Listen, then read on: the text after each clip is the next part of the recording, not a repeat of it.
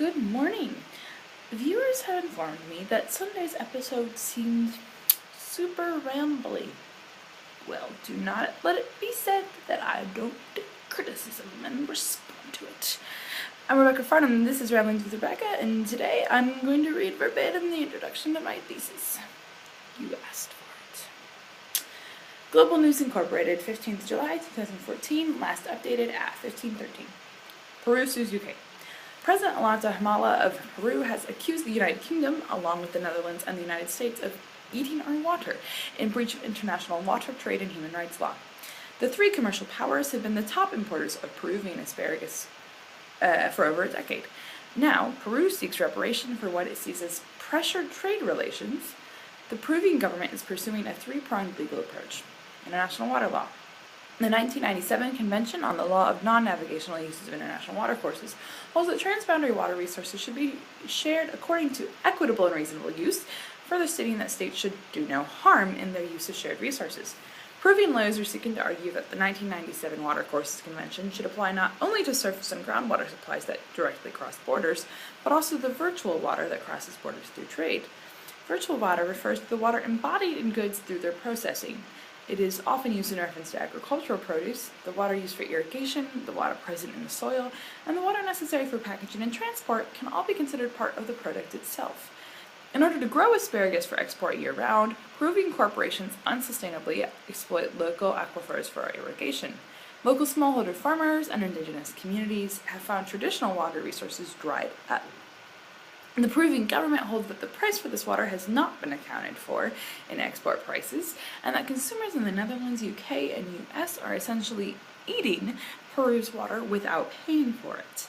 The government argues that such use is not equitable or reasonable, also violating the do no harm regulation of the Watercourses Convention. International trade law. Members of the World Trade Organization are bound by the General Agreement on Tariffs and Trade, which states that countries must treat all other member states equivalently in terms of trade relationships, with very few exceptions. One of those exceptions covers environmental production. Article 20 allows for trade restrictions when they are necessary to protect human, animal, or plant life or health, or relate to the conservation of exhaustible natural resources.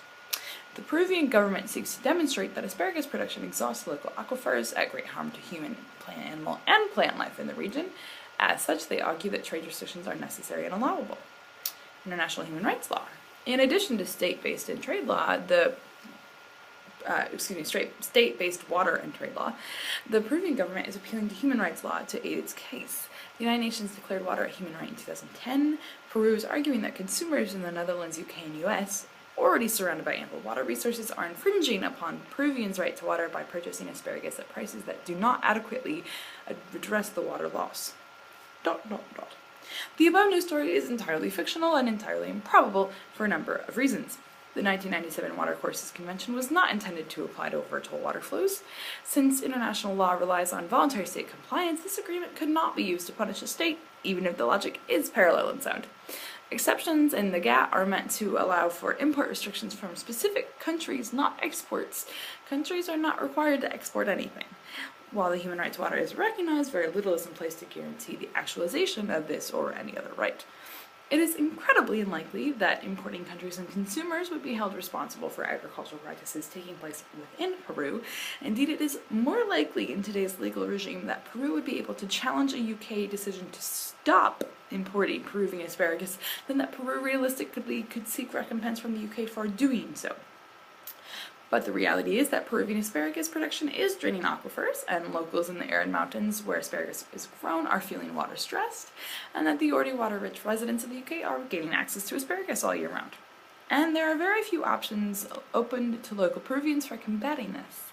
So what would it take to make the above news story a reality? This dissertation seeks to explore questions of law and power as they relate to virtual water trade. Its primary research questions are: how are certain forms and understandings of water prioritized in scholarship and policy? How does this prioritization impact virtual trade realities and power over water resources? What implications do various international legal regimes have for virtual water trade?